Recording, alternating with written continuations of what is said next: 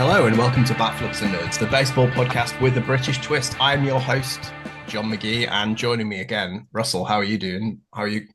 I'm doing good. I'm doing good. Pumped up after our last conversation we had with Coach Gillum, and I think this one's going to be as intriguing and as Yeah, with motivating. Tyler. Wait, Yeah, I'm not gonna. That's already really high expectations. I know Tyler's a good friend, but he's way more engaging than me. that isn't true. That isn't true. So yeah, Russell sort of tipped the wink there. This is another special guest we've got, and it's I mean, I don't know if I'm doing you down here, Kyle, but it's different, right? I was going to say a change of speed, but it's different. So it's a pleasure for us to be joined by Kyle Boddy. For those who don't know him, Kyle was the founder of Driveline, the company at the forefront of revolutionizing data-led and personal training programs in baseball.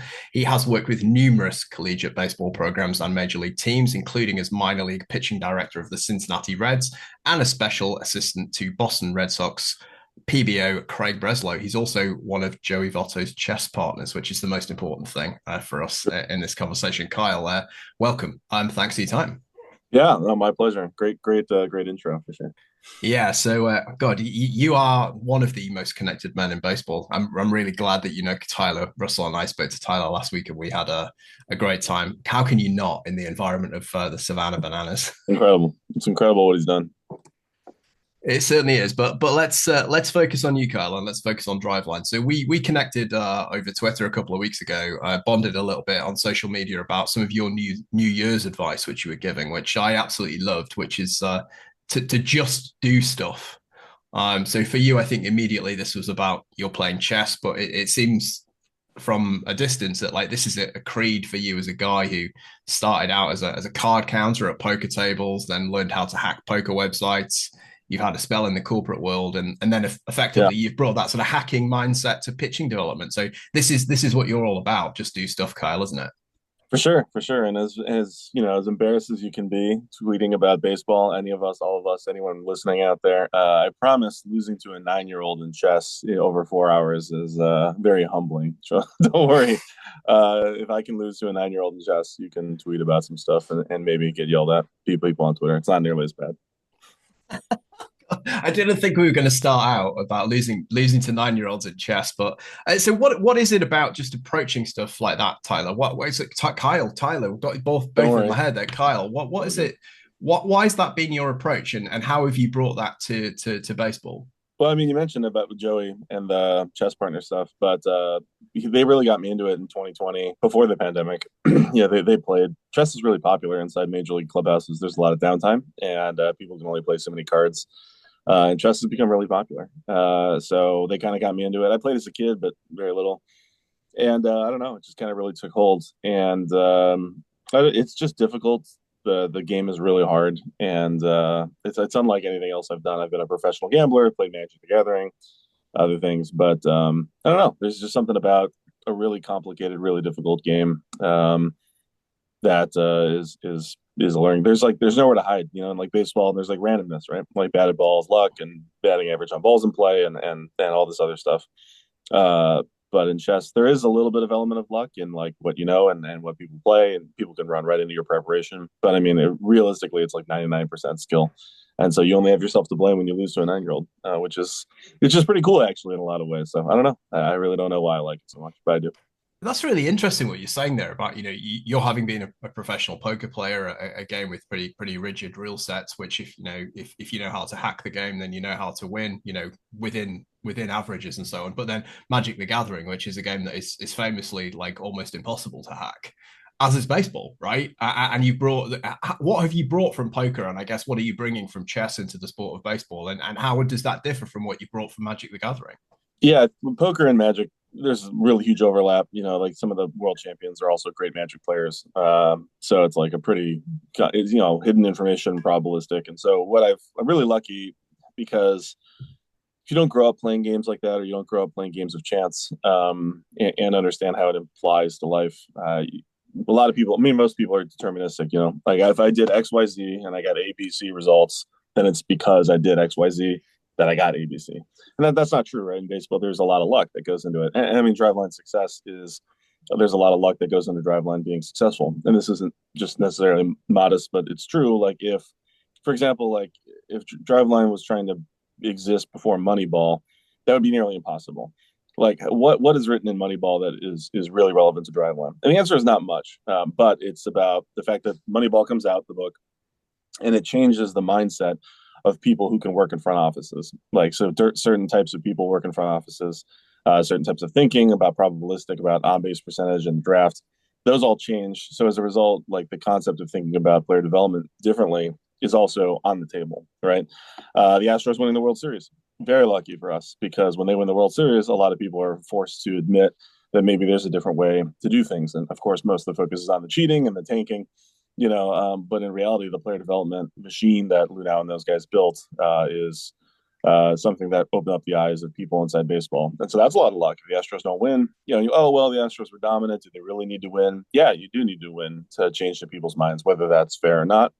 That's how it is. And why are we talking today about how angry everyone is about the Dodgers and signing all these players and whatever? Like, would they be as mad if the Dodgers had won the World Series? I don't think so. They'd still be mad. It's Twitter.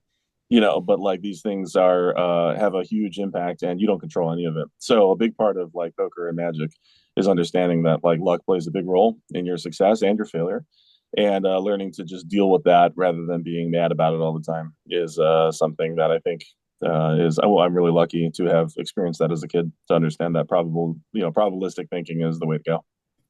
That's really, really interesting. And it sort of it does lead me on quite nicely to I was going to ask about what were the things that in your opinion, so Driveline has become a sort of a cipher or a pseudonym for sort of player development in modern baseball. It's always a theme of the off season outside the shenanigans of who's going to land where. It's a conversation about who's training where and what focus have they got.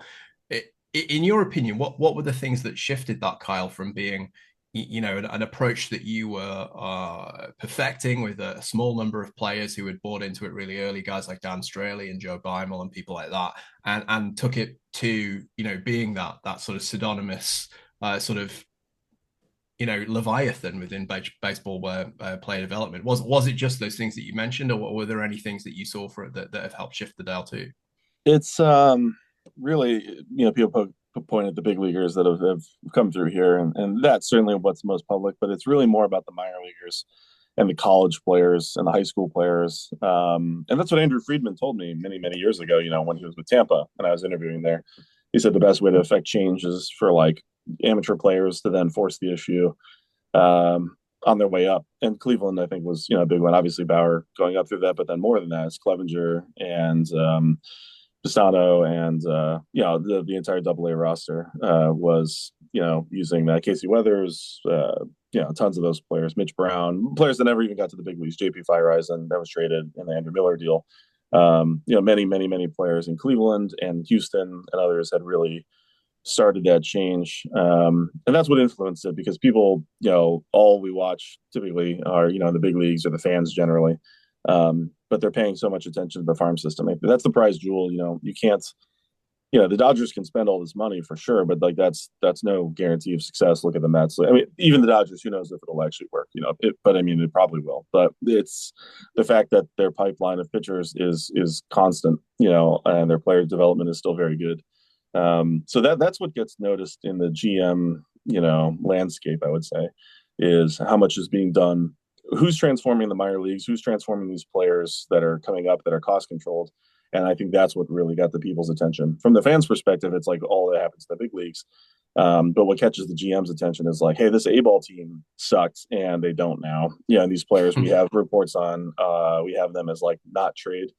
Like we're not interested in this player. JP Fireisen might be one of the better examples. Like he's a Division III pitcher, drafted out of Wisconsin.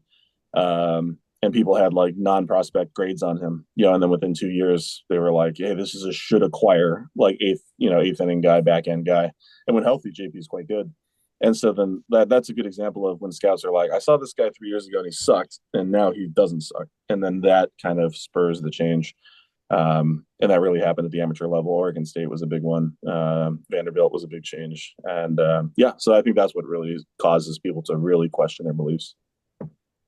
So when you go through that, is that what kind of those stages that maybe a lot of people haven't seen, is that what turn Driveline from Carl Boddy's idea into like a viable business. I've seen a few interviews you talked about before, especially with that discussion you had with Freedom about wanting to do this. I think because initially you wanted to go into an organization and make Yep. these change, and he told you to make the most change, you're actually going to be able to do it outside an organization. Yeah, and he had he backed it up with, obviously I'll listen to anything Andrew says. We catch up every so often, but he had concrete reasoning, right? He was like, David Price, we didn't develop him. Hopefully, we didn't screw him up, so that was good. But they took him first overall. He was the obvious first overall pick. But with David came like weighted ball stuff that he had done at Vanderbilt, and so when David is using this, what are the Tampa going to say? No, you can't use it. No, of course not, right? Like they have to accommodate it, but then other players see him using weighted balls, then they start asking questions, and that's just that seed of an idea that starts rolling. And yeah, that's how it happened. And Andrew was 100% right on that. I wasn't necessarily convinced. I mean, I didn't know anything about baseball at the time, so I didn't. I thought maybe he's just blowing me off like that. But it turns out that Andrew is right. And when he hired me with the Dodgers, that's exactly what happened with LA. Like we used weighted ball programs with players. Their back end minor league guys that were like non-priority. Then they ended up trading two of them for help. They trade Corey Copping and Andrew Isler for Ryan Madsen and Exford, or I can't remember who else was. So they trade those guys. Then, the biggest breakout that everyone kind of knows now from that program was Tony Gonsolin. And so then all it takes are those things. And then, they had drafted Walker Buehler out of Vanderbilt, and Walker was very vocal about supporting weighted ball stuff and this stuff. So you have both ends of it. And so he was right. Like I listened to, I mean, obviously Andrew is one of the best to do it when it comes to not just, signing all the expensive free agents, which he does do a good job of that, but also like how to build an organization around that, and how to truly build an organization, not a baseball team. Like how do you build an ecosystem? And I've learned a lot from Andrew on that front. But this is part of the conversation. We're having this conversation in the midst of the Dodgers having just signed Roki Sasaki and Tanner Scott. But yeah, you're right, Kyle. That they have all the money, but those decisions aren't made in a vacuum, are they? They're made because of the focus that organization has on developing the players to be the best that they can be and to succeed as a collective. Yeah, and building a relationship. MLB is much closer to the NBA than people realize. Is like it's when we're talking about the kind of money that these players are signing for. An additional 5 to 10 million, for Tanner Scott, probably a big deal because that's a lot of money. But for Ohtani and the others, not necessarily. They want to make sure they sign for a winner. They want to be comfortable where they are, and relationships play a huge role in where they're going to sign. And that's true about Ohtani, and that's true about anyone really. But that's what Andrew, I think. I'm not saying that he's really good at that, and that's the only thing he's good at. But I mean, he understands that building an ecosystem and winners, you have to win for sure.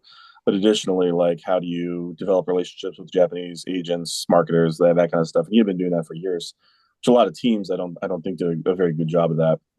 And that's why consistency at the front office is also extremely important. Like Andrew's been with the Dodgers for quite some time now.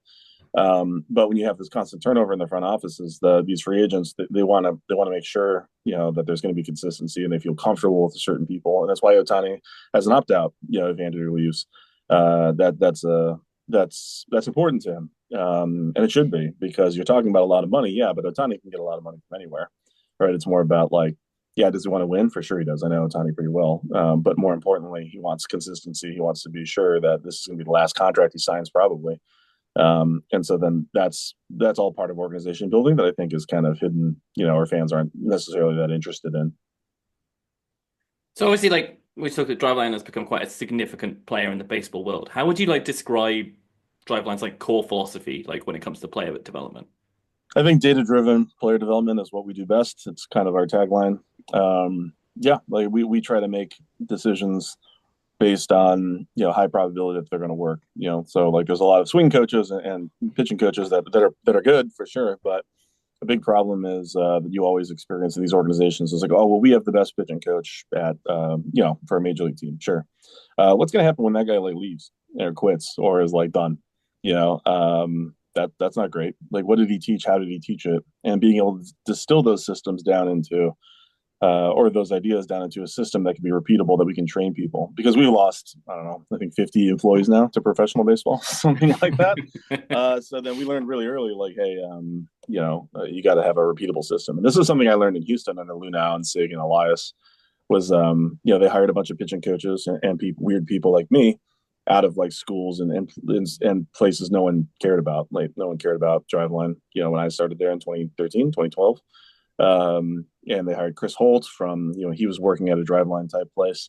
Drew French was, fired from a college. Bill Murphy had been won like 6 games at Brown and got fired. Like, oh, we're just a bunch of losers. And then if you fast forward, like Murph is now the, big league pitching coach. Holt is our bullpen coach in Boston. French is the pitching coach in Baltimore. Like these guys have all moved up, and they did really good talent identification early. But then when they lose all these people, like then what have you lost in Houston? And it turns out that the system is bigger than any one individual, and they really believe that, and they did a good job of that. And so then that's what we had to do in Driveline is like, how do we develop systems that survive any one person leaving, including me? And that's my job as the chief technical officer, is chief technology officer, is how do I build these systems that our athletes receive a consistent experience with the fact that like we have the best intelligence that trains them for what they need to do, but then also coaches that we feel very confident in training in a short period of time that can convey that information, because AI is not going to do that anytime soon yet. So humans that actually develop these relationships are probably the most important thing we do.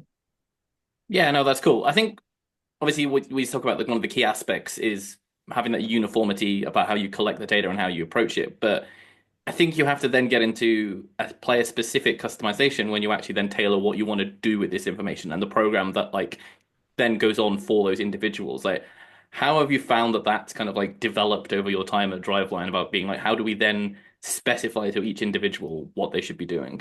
So I have a great story that's not about Driveline, but I think it'll play well in the podcast. And it really illustrates this story. So one of the most intelligent people I've met, one of the most intelligent players I've met, and I really mean intelligence. I want to make it very clear. I mean like IQ, standardized test. I really do believe this. Is Ellie De La Cruz of the Cincinnati Reds. Now, Ellie is awesome, an incredible baseball IQ. Obviously, he's an incredible, player in so many ways. But what I don't think fans see on a regular basis is that when Elliot came over, he was a non-priority sign, I think $20,000 bonus.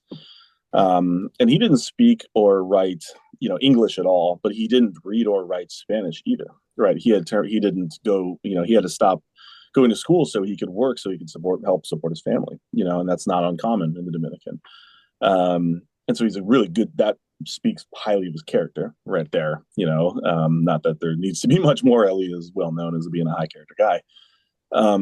But in a short period of time, Ellie ended up learning not only how to speak English extremely well, but also read and write it. And then in one of his last interviews last year, at the end of the season, they asked him what he wanted to do, and he said he wanted to learn Japanese so he could speak to Ohtani, right? And I have no doubt that he can do that, or probably has done it by now. And so someone like Ellie, who didn't have a lot of formal education growing up, very little, how do we convey to him, the analytical approach that CJ Gilman and our hitting coaches, they wanted to do? And it can't be a ton of numbers. It can't be a ton of characters. It can't be a ton of words. It's not because Ellie's not intelligent. He's extremely intelligent. He's just not knowledgeable. Right. So then where do you start without condescending, without insulting him? And being able to boil it down to a blast sensor on his bat, and measuring bat speed and being like, hey, if this number goes up, that's good, and then over time layering on why, right? And then he was very curious on why is that important, how do I make that number go up, and all these things, to the point where the proof is in the pudding, because he got busted with a blast sensor cap on his bat in the big leagues, I think against the Nationals, because Davey Martinez is the manager, and he called the umpire. He's like, what does he have on his bat? And because the blast sensor is not, you're not allowed to use it in the big leagues, but you are in the minor leagues. But Ellie likes the feel of it so much that he had the covering on the bat without a sensor in it. And the reason I say that is because for Ellie, it's, I don't want to, not for Ellie, but for, Latin players and foreign players generally, there can be this bias, and it's not racism. I don't think it's that, but it's just like this racial insensitivity, or this person didn't go to high school, therefore he's not intelligent. There's a big difference between intelligence and knowledge. It's like, if you think that, have you spoken to the average high school draftee that got a 2.1 GPA from Arkansas? It's like, we're going to talk about like that. And it's not like no one's trying to do anything bad, but it's like we just kind of assume that it's really hard, or they don't grow up with this technology. But the reality is, and in my experience, Latin players love technology and analytics more than the American players, because to them, baseball is still a game for a lot of them when they come over here. We've over professionalized the amateur game of baseball, to the point where like kids become desensitized to technology, desensitized to a lot of these things. Whereas I think in Latin America they do a much better job of the game is a game, right? We call it that, right? And so as a result, that's why I mentioned the individualization of the education that you brought up. But I really wanted to point out Ellie because he has such a high baseball IQ, but he's also extremely intelligent in general tasks, but just lacking in knowledge. So then how do you bridge that gap with someone like him? And inside that journey is how you can understand how you can work with big leaguers like, Anthony Desclafani or, any of these other players that we have that are really intelligent and knowledgeable. And so that's the essence of coaching, I think. And in like the 10, 15 years now that you've been doing this, like how much has that knowledge like increased? Not like the intelligence of the players, but people knowing that like, hey, it's exit velocity, it's spin rate, it's velocity. These are the word things that I need to be improving. And do they come to you with already kind of preconceived ideas that sometimes you have to actually like break down and be like, no, that's not what we're going to do for you? Yeah. Some of it you have to find out what they're willing to change and what they're not. Some people come in and they're big leaguers and they've had a lot of success. So some things you can't change, and you also have to be humble enough to know that like Driveline doesn't have all the answers to everything, and no one does. So there's things that people believe that you may believe are wrong, but you got to have the humility for it. Like for example, over the last 5 years, everyone's been like, "Oh, stuff plus, is the best metric," and it is very good. And be like, you should throw your best pitches more often, right? And this was the Yankees' approach for some time and got a lot of success. The Reds too, and some other teams. But innately, you have to know that baseball can't be as simple as this pitch has the highest stuff plus value, therefore I throw it 100% of the time. Baseball must be more complicated than that. You just know it. Can you prove it? No, but do you know that like if you've ever played baseball or watched it enough, you know that like if you just tell the hitter I'm going to throw 100% of some type of pitch, that can't be the best approach. Unless you're Mariano Rivera. Right. Yeah. It's got to be Mariano Rivera. It's got to be such an outlier type idea. But we know that truly pitching is more than that. And then that's, where scouts and others will be, well, that's stupid, and they may not say it in the most friendly way. But in the kernel of truth is that they're right. And then that leads you to develop models like Mix Plus and Match Plus and things like that actually capture the essence of that. Because like if you just go by Stuff Plus, then why are there outliers like Kyle Hendricks, and why are there outliers that have really poor Stuff Plus but get really good results? But then when you try to measure their command seems no better than anyone else. So then that must be either one, your models are bad. Like there's always going to be outliers that you can't explain, but there must be something behind that.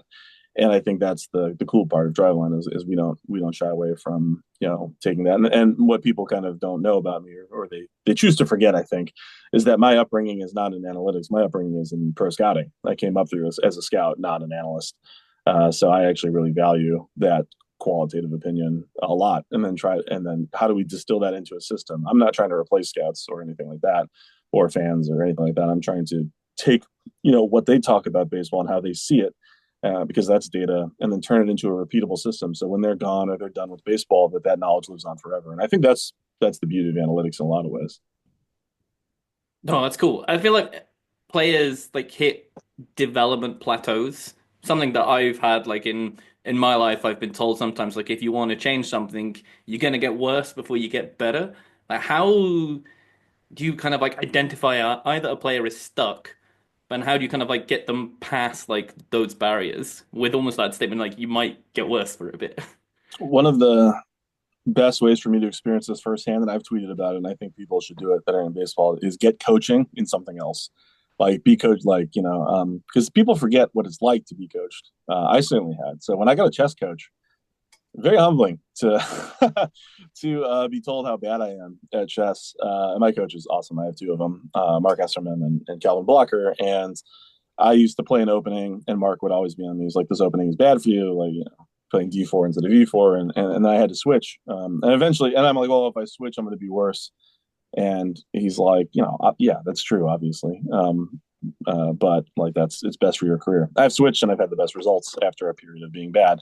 So there's this humility aspect, and people don't want to be bad at anything. I didn't, and people don't. So being able to paint the long-term picture for them, because no one really wants to be the best A-ball pitcher. Like that's nice, but the goal is to be the best big leaguer, and then you show them the path to being a big leaguer. And I think that's what we owe to them, on how to do that.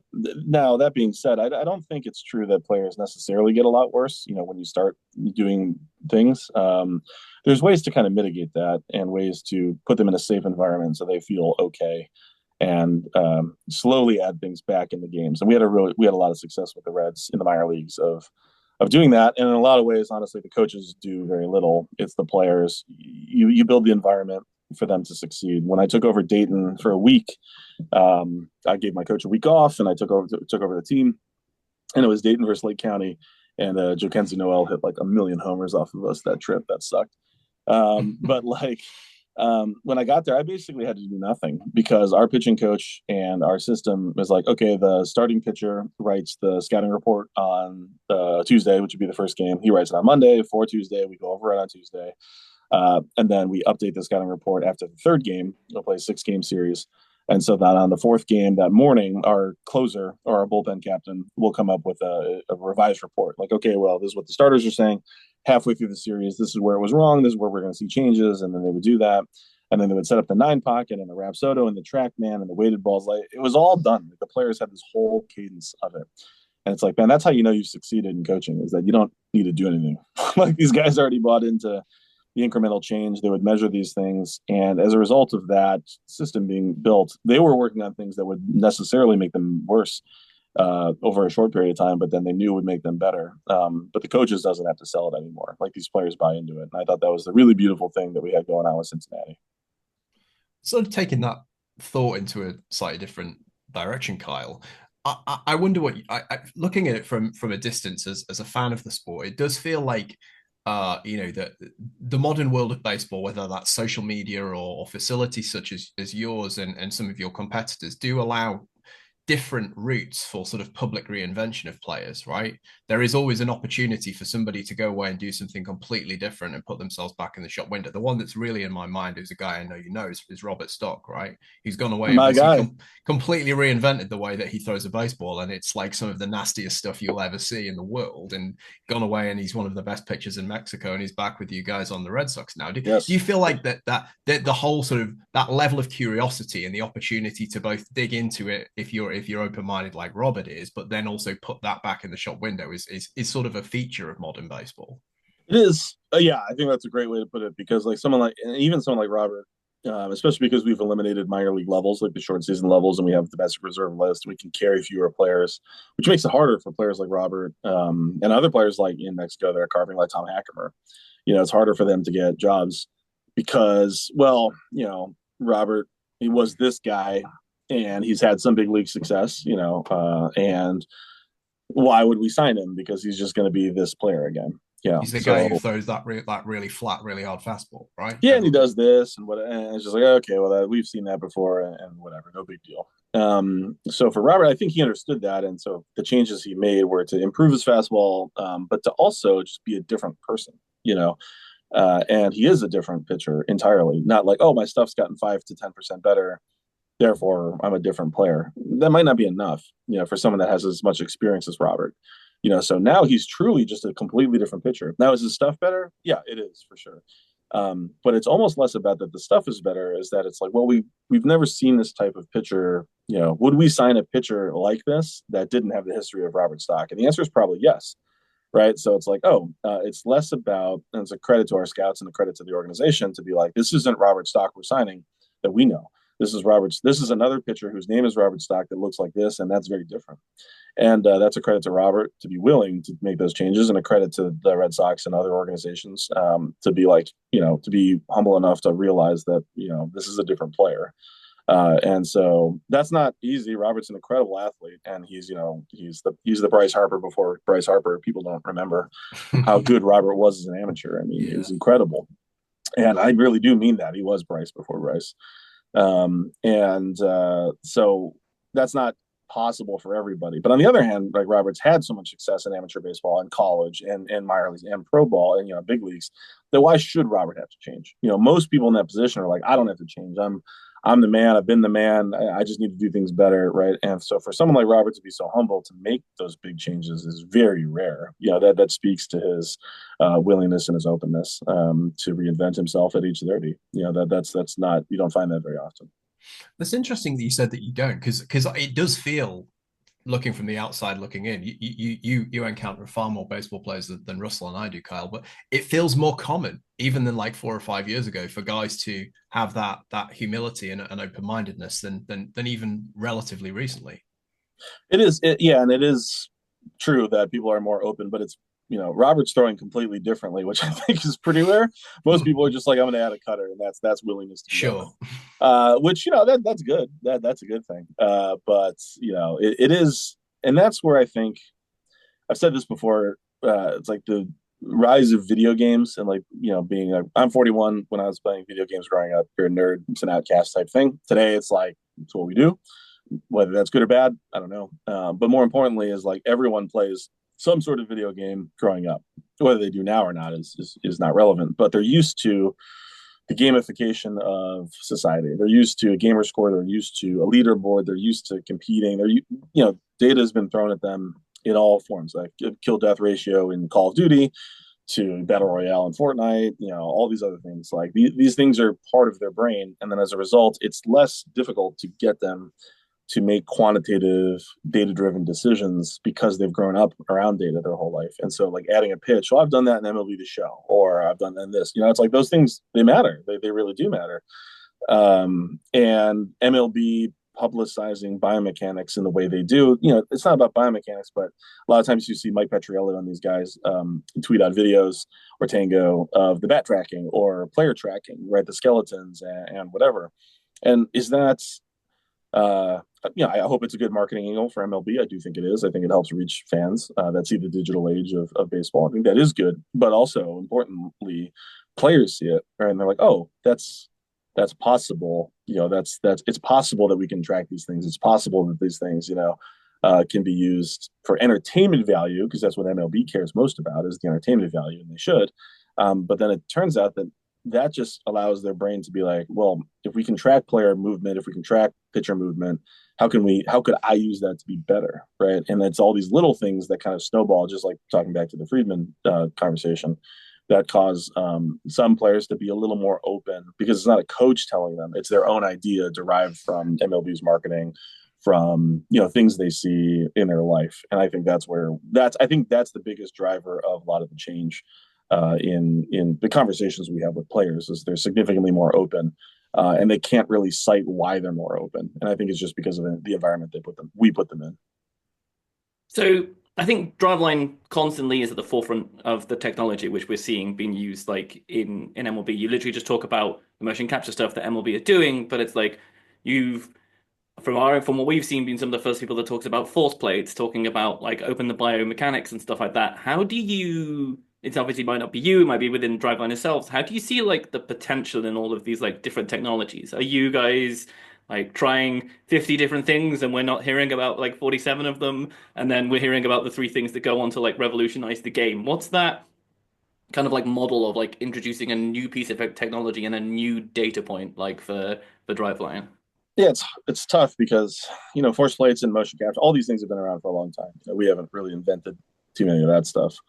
But I was working with an NFL team last year, and we had some motion capture stuff, and I showed a quarterback because we're working on some arm strength with one of the quarterbacks in the NFL, or a couple of them actually, for this team. And the quarterback coach was like, well, we've done this before, and see, this is like, they're wearing sensors, and it's not representative of, of the game, right? And then that's true. It's like, if you're wearing all these sensors and you're pitching off this turf mound and you're not throwing to a hitter, how much of that really transfers to the game? And I said, no, in this case, this is a 3-step drop with a 1-hitch timing and whatever. And he was like, oh, like you know stuff about football. And I was like, look, I know enough to know about environment design. I don't actually know anything about, being a quarterback. And so he was like taken aback, and he was like, oh, okay. And he was willing to buy in immediately. The coach was like, oh, totally. It makes sense. And that's where I think a lot of this stuff falls flat, is you have to the stuff has to be representative. It has to look like baseball, and being half naked and wearing 43 sensors and throwing 87 miles an hour and then taking that information and trying to be like, hey, your mechanics suck. You need to do things better. Innately, the player may not understand, or the coach of the organization may not exactly know why that doesn't make sense, but they know something is not right, you know?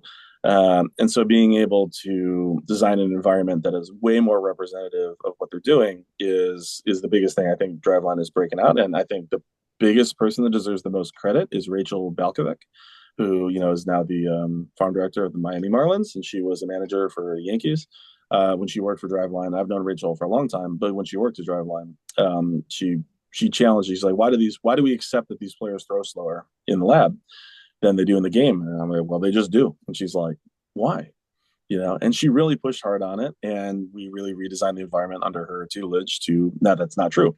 Now players throw as hard in the lab here as that they do in games, and that makes our data significantly better. It makes them buy in more. And now, certainly, we've tried a million things that don't work. I can tell you that. Yeah, but I like tweeting about the stuff that doesn't work, because I think it's good marketing to show that we're trying a lot of things. But yeah, there's so many things. That's the biggest problem now, is that we've almost all the easy gains from motion capture and biomechanics are done. Put very simply and kind of concretely, if motion capture, let me take a position of some of my haters, because I do think it's a good one, actually. If biomechanics labs and motion capture and StatCast and all this stuff was good for pitching, then why are Tommy John surgeries and surgeries going up at a higher and higher rate than they ever have? Right. Okay, whether that's true or not, I think that it might not actually be true that elbow surgeries are going up, but certainly there's a lot of them, right? They haven't gone down, like, we can say that. And you can point to things like, well, what strength and conditioning and modern strength and conditioning and labs have done a good job of is, like, how many shoulder injuries do you hear of these days? And the answer is, like, quite few. There's very few shoulder, but back when I was growing up, shoulder injuries were at least as common as elbow injuries, and probably more common, that really ruin people's lives. Well, we've learned a lot about how to treat the shoulder and get it in a much better position. So as a result, players that may have injured their shoulder, now they don't. That's good, but that doesn't mean that they don't also, they may go on to injure their elbow instead, right? But that incremental gain of protecting the elbow, that hasn't happened, right? We have done a good job of eradicating, shoulder injuries almost entirely out of this game. But like, elbow injuries seem to be very difficult to solve. So if it were the case that these motion capture labs and biomechanics labs and the stuff we're working on could impact elbow injuries in a positive way, it hasn't happened yet. Right. And so my view on it is that if these labs that we've built and others have built and people are starting to build, if those things were going to improve injury rates to the elbow, then they would have already. That's my opinion. And so we need to do something completely different. And that's what we've been working on for about, 8 years. And we've been failing at it for 8 years. But we have a new model of thinking about biomechanics, which we're pretty close on. I say that, who knows? But there's a new way of modeling, I think, energy flow and muscle composition and things that I think does have a real chance to improve elbow injuries. But that's a whole nother podcast we can talk about some other time. But yeah, I do your question, I think, has a very interesting and simple answer that's baked into the question, is like, what has been failing? It's like, well, with the rapid rise of technology and everything else, elbow injury rates have not gotten any better over the last 10 years. Arguably, they've gotten worse. I don't know that that's the case, but we can definitely say they have not gotten better. So, and it's not like we don't care about injuries. Obviously, Driveline does. MLB cares a lot. The union cares a lot. The players care a lot. The teams care. Fans care. Like, everyone cares that people are getting hurt. And despite all that and all the research and all the money going into it, we have not made a lot of progress. So, insanity, right? That fake quote by Einstein about insanity is doing the same thing over and over and expecting different results. Not a real quote, but it is a good one to understand. Like, that is what's happening. It's like, if we're going to solve this elbow injury issue, it's not going to be with the tools we have today. It's got to be ones that develop. And for better or worse, Driveline is really the only organization that does do that. We're the only ones that are really looking outside the box and trying to develop new models. And if there's anything to be arrogant about and not modest, that's probably the thing that I am the most proud about, is that we're willing to take a lot of L's to try to go from 0 to 1 in new areas, and other organizations seem not to be willing to do it. No, that's amazing to hear. I think from being an analyst on the outside, seeing all of the stuff that you guys put out in the open book open biomechanics stuff is amazing to see that kind of like you're not just trying to create something proprietary here that will like save you guys. It's like if this does work, we're going to want to get it to work for the whole like industry. I guess then is like what skill sets have then had to be like brought into Driveline that like didn't exist anymore. You've now got this motion capture stuff which can tell you that energy flow, can tell you things about the muscle or whatever. Like, do you now need to hire like biomedicine like PhD students to understand actually like how the muscles are working in this kind of like kinetic flow, which you wouldn't have been focusing on 2, maybe 4 years ago? Yeah, I'm a college dropout, so I'm not. I've dropped out twice from undergrad. That's not very good. So yeah, we do need to bring in some expertise, but it's why I tweet a lot about AI. And I just tweeted about it today because DeepSeek released a open source model, and the reason I tweet about it a lot is because the type of employee we need, I really don't know because I don't. It's hard to explain. Like we're so much more productive with the AI tools that we have at Driveline. It's crazy to watch these major league organizations not embrace it to get a lot better at these things because we're about to ship. I've tweeted about it recently, but there'll be a blog post coming out. So we're going to ship a bat tracking model from a single camera, and from a single side view camera, we can accurately track bat speed and attack angle, which seems impossible from a 2D camera. But we can because we fine-tuned models and did a lot of experimentation. And so be like, oh, they must be computer vision experts. Well, I've dropped out twice. I have no specific knowledge of computer vision, but more importantly, I didn't work on that model. I basically just oversaw it. And the two people that worked on it, one of them plays for the Washington Nationals and is in A-ball, Adam Blowbaum, who studied. Now, he is a college graduate. He's very smart. He studied biophysics in college, so that is true that he has some knowledge, but nothing in computer vision. And then the other person that works on it is a coach for the Dodgers, Clayton Thompson.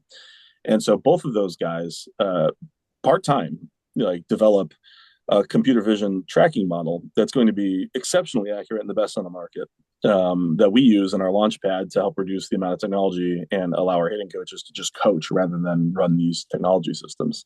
And so I say all that because it doesn't necessarily answer your question, but it's like, who would have predicted that a guy with an MBA who is a strength coach and a player who pitches for the A-ball team for the Nationals that don't have any experience in computer science. Neither of them do. Neither of them. I don't think either of them really wrote any code before they started working at Driveline. Found this passion project, and I've given them the resources, and I've kind of guided them because I do have a lot of knowledge of computer science, just broadly. So I help kind of guide their learning. But I'm not responsible for any of that. Like they've shipped all that, and the blog they write is going to be they write it. I'll help edit it. And so I say all that to be like, that's who we're looking for at Driveline. But what is that kind of person? I wish I could tell you. I don't know. It's hard to know. These tools that exist these days with Google and AI are so powerful that they let sufficiently motivated people create amazing things. And that was a big reason to launch the Open Biomechanics Initiative, is to be like, hey, like we want to give all this open source information away. Kyle Wasserberger deserves all the credit for that. I just kind of helped facilitate it. He obviously works for Boston now. But seeing people use this data and transform it, because there wasn't anything like that, right? There was no open data that you could use. All these papers were published and then they hold on to the data. They don't keep it open. A lot of it is due to ethics things that the universities aren't allowed to release the data. I get that. For us, we were able to anonymize it and send it out. And so then your average college student, our hope is that the average, there's this 19-year-old kid who goes to a state school, has to work a full-time job just like I did, didn't come up with a lot of money. And if in their spare time, they don't have time to run a lab and collect data on 12 pitchers from the college team, that even want to do it. It's like, no, they can get this database. It's the same data that we look at and analyze it with AI tools or whatever. And they need not be American, right? Like anyone that loves baseball in any other country or any other, knowledge. These tools are so cheap and so available to use our data to maybe come up with some really interesting models. And that has happened. And that's why we push it, because one, yeah, it's good for baseball, but make no mistake, if there's a selfish angle here, is like if we release this open source information and people transform it, like, we have a much better idea of who we might want to hire in the future as well and bring on. I wanted to ask a couple of questions, Kyle, about your time working in and with major league clubs. So The first is sort of a general view of what's evolved from a sort of organization level in terms of their approach to pitching. And the way I'd sort of encapsulate this is it sort of feels as though, and we talked a lot about player-centric customization over the course of this conversation, but that does seem to be the lodestar for like, I was listening to Justin Willard's great podcast with Sox Prospects earlier this week, and he was talking about that the time of sort of pitching philosophies, we pitch back to front, or we, first pitch fastballs. That's kind of gone now, right? Everyone is now very much on board the same train from player centric customization, or is it more of a blend of both? Yeah, Willard is the man. Known him forever. Obviously, really lucky to work with him. It's what I really pushed in Cincinnati. I can just say when I was in charge, the biggest thing that mattered to me was not the analytical approach, was not Etronic and TrackMan. The most important thing was the culture and the environment that we built. And I'm proud of it because when one of my players, Spencer Stockton, who I would guess almost no one knows, he finished up in AAA. He was a non-drafted signee 2019, I believe, and he was just filling innings. And he's never pitched in the big leagues, and he's retired. He works at Cressy Performance now. But I was in Tampa a couple of months ago building out our facility, and I had Spencer stop by, and he talked to our employees about, like, I said, I want you to tell, and if you know Spencer, you may get to know him someday. He's very honest. Spencer and I have had some really ridiculous arguments in our past. But I wanted Spencer to just talk about the environment with Cincinnati and what he got out of it. And he was very open. And he's like, the thing that mattered the most was not like, was we built an environment, everyone was held accountable. And that I treated Spencer and Randy Wynn and all these other non-drafted free. I treated them the exact same. I treated Nick Lodolo and Hunter Green and Graham Ashcraft and all these other players. And that's where you have to start, because in baseball right now, I mean, the list is public. What everyone signed for, where they were drafted, the players know, right? And it's ridiculous to assume that like a player that signs for $1 is going to get the same opportunities as someone who signed for 10 million. Everyone understands this, and that's true. There's nothing you can really do about that. But that being said, like, equality of how you coach these players and build the environment and hold them to standards, that's maybe not the case in most organizations. It definitely is not the case in the vast majority of organizations. And that's hard to transform that, because people kind of think, I just speak for myself. It's like, oh, okay, like, I think that the non-drafted free agents will like the fact that I treat them all the same. Like, that's better than where they've been. But it turns out that the prospects don't like being treated like special cases either. Right? They want, equality. They want to know that everyone's being held accountable. They want to be held accountable. If they're a good player, they do. And Willard does an extremely good job of that. But that was something I cared a lot about, which is always kind of surprising to people. They think it's like, oh, like spin rates and stuff plus and these models. And make no mistake, we use them quite a bit with the Reds. But none of that matters until you can truly, level the playing field in terms of opportunity and hold people accountable. And what I found out with the Dodgers when I was there is, like, when those non-prospects start passing up the prospects, that's the best teaching moment that you can have, is that, like, okay, maybe I should be more open-minded, or, like, they really do care about, the 40th rounder as much as they care about the first rounder. And that's a big thing I learned from LA and Houston, is that the best organizations are built that way, and not from the best organizations don't look at prospect lists, Fangraphs and Baseball Prospectus and Baseball America. Like, they don't care about, like, who appears on these lists. I can tell you that, in Boston, it's like, oh, do we like Marcelo Mayer more than Christian Campbell, more than Roman Ante? Don't care. Like, it's just, how do we get them better, and how do we make them big league assets? And that's it. Where someone is on a list is very, that matters to really bad organizations. And it doesn't matter to the best ones. Yeah, it's fascinating. I was going to say, I wish it mattered less to more fans. Yeah, I understand from the fans, but it's just like, fans, how are they supposed to enjoy that? It's like, fans want a list. They want to see what's coming up. And I don't think it's bad. I don't think the lists are bad. I don't think it's bad at all. But it has to be entertainment value, you know. So like that's what it's for. It's good for entertainment value. It's good for a fan to encapsulate because they can't spend 20 hours a week learning about the best players in Portland, you know, Yeah. or Greenville. Like it's just ridiculous. Not everyone is me, is what Yeah, you're right. saying. Yeah, it's ridiculous to expect that people care about that, you know. And so I don't get too mad about it. But internally, like it does, you know, and fans do get a glimpse of it because like they're like, oh, I'm going to tune in and watch the NLCS or whatever. It's like, who is Ben Casparius? Like, who is that guy? You know, and it's like he's starting a game for the Dodgers. You know, we spent 500 million on pitchers, and Ben Casparius has to pitch. It's like he's pretty good actually. You know, it's like how do you transform these players that maybe no one's heard of that never appeared on a top 30 list, and then they're pitching in meaningful games. And that's the sign of a healthy organization. That's the sign of a dominant organization. And that's the Dodgers. You know, we talk and complain about how much they spend, but you know, it matters that Ben Casparius is good for them. It matters that these players are you know, it matters that Alex Vesia, and these guys can contribute meaningful innings because you know, as you've seen, signing the players get hurt and regression happens. So being able to have really strong depth is very important. And I'm interested, like just sort of bringing it right up to date in your career with the Red Sox. What if anything is different working in an environment that's led by a guy who has been an incredibly successful player in his own right. You know, we talked about Andrew Friedman. You worked under Nick Kroll at the Reds. Jeff Lunau, incredibly intelligent, smart, brilliant baseball minds. But is there anything different between those guys and Craig Breslow? Because Craig Breslow's the World Series winning pitcher in his own right. Yeah, indie ball player too, released. You know, Yeah. yeah. There's a lot of difference. There's a big reason I I had many opportunities to sign, you know, as a special advisor assistant. You know, I took a year off and just wasn't right. 2 years actually, and then when Brez reached out, I was really down the line with a team. I was probably like a week from signing with another team and with a player that was running the team. And you know, Brez kind of jumped in and really made the pitch. And it was a big difference. You could tell that I could tell that like, okay, this is going to be different how he wants to run the Red Sox. And he had enough. He went to Yale. He's very smart. You know, he has enough business acumen on how to run an organization, which is important to me because Dick Williams was one of the best people I ever worked for in Cincinnati. He was awesome.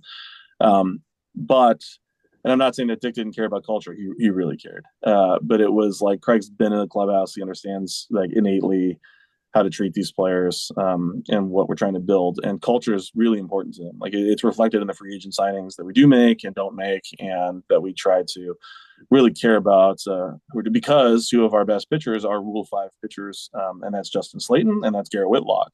You know, and it's a lot of players where there was Cam Boozer, you know, we wish him the best. Obviously, he's moved on, but like guys like that really matter to the organization. You know, that may have been not the biggest prospects or whatever, or were forgotten or left off lists. That's a really good culture that you build, and we can't screw it up. Like we need to make sure that we have a growth mindset and build, you know, what is hopefully going to be, you know, the Red Sox juggernaut, and adding on those free agents and adding on and spending. But you really can't screw up that culture because no amount of money can fix that. No amount of you know, free agents. You have to be really mindful of the coaches you bring in. And Andrew Bailey is incredible at that. Alex Cora, what's there to say? You know, I mean, he's the man, right? So those things are really important to them. And what is sometimes lost is in the front office, the culture or you know the intangibles are like secondary things, or maybe they don't care at all, right? But sometimes maybe it's just a secondary thing. For Brez and these guys, it's a primary thing. They really care about it. It's hard to quantify, maybe impossible to quantify, but it doesn't make it not important. It's not all about wins above replacement. It's not all about dollars per wins above replacement. It's about the culture that you set and how do we build this and do something that's going to last a long time. And I think that's what I'm really excited about. So my renegotiations for 2025, when I signed my contract, I was like, I want to come back. I want a very small percentage raise, and let's just get this done. And Brez was like, all right. I was like, I don't really want to like act like I'm going to go somewhere else. Like, I want to be here for the next couple of years and build it. And yeah, he's earned my loyalty for sure. And I hopefully I've done the same. Well, that's amazing, Carl, and thank you so much for everything you've told us today. It's been fascinating. Just got one final question. I was initially going to ask you like what advice you would give to young coaches or players who are getting into like a data-driven approach is what they were doing. But I feel from like what we've discussed today, and I don't want to preempt your answer to that, is like, but is it actually still treat the game like it's fun? still treat the game like you enjoy yourself. You don't have to get lost in the numbers when you're 14. Yeah, that's definitely a big part. But you also have to go coach. There's a lot of people that want to work in pro ball that have never coached before. They're like, oh, I'll go work at a facility. I'll go, and that's fine. You can work at Driveline, but you also got to go coach a team because for as much fun as people make, like, oh, I can't believe they're bunting and these people are so stupid and they're bunting and giving away outs. I promise you, the only way you can understand it is you can be the smartest guy, most analytically guy, read Moneyball, believe in all of that. But until you go coach, you don't know what it's like to be a manager. You have runners on first and second, you're down by one, and you have a hitter that sucks up there. And you don't know what it's like because it's like the Green Goblin mask is calling. It's like, you should bunt here. It's like you don't even believe it, but you can hear it, you can feel it. And so until you've gone and experienced it, something as terrible as, like, if you coach long enough, someone's gonna need surgery, someone's gonna hurt their arm, and then how do you deal with that? Like I can still remember the first person was Matt Mercer, and then crying in an office with them, and because it's like, oh, it's an injury, like, oh, because for fans that's what I wouldn't say bothers me, but it's hard for them to understand. And it's like, oh, so and so had Tommy John and he'll be back in 16 months. But it's like, do you know what it's like for 16 months? Like, what it's like for that guy?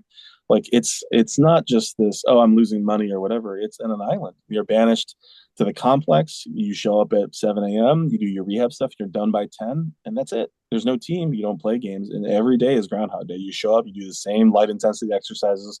Your arm hurts sometimes, it doesn't other times. You do I want to retire? Do I still want to do this? And going through that with someone will give you such an appreciation for how important it is that we continue to make progress and the human condition, really. So my biggest advice is, like, you have to go coach a team specifically. You can't just go coach individuals. You have to understand team dynamics.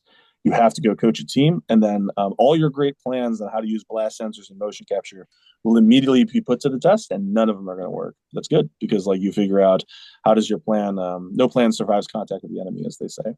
So go coach. No, amazing. Cheers. Absolutely love All that, right. Kyle. Thanks so much for your time. If people aren't following you, they're probably living under a rock in baseball land. But where can people find the tweets, the blogs, all of the open source information that you guys at Driveline are sharing over Yep. the next few months? For chess, at Driveline Kyle. I tweet a lot about chess. So that's great. So, but if you're less interested in chess, probably at Driveline BB is the corporate account. And I don't run that because, I have some 20-year-olds that are way better at the internet than me. So they do that. So, and then drivelinebaseball.com. And then for the open source stuff, you can just search Open Biomechanics on GitHub or openbiomechanics.org. And we're always releasing more and more stuff. Computer vision, high performance, pitching and hitting are all in there as well. Awesome. Thanks so much for your time, Kyle. That's an absolutely amazing conversation. All right. Thanks, guys. I appreciate it.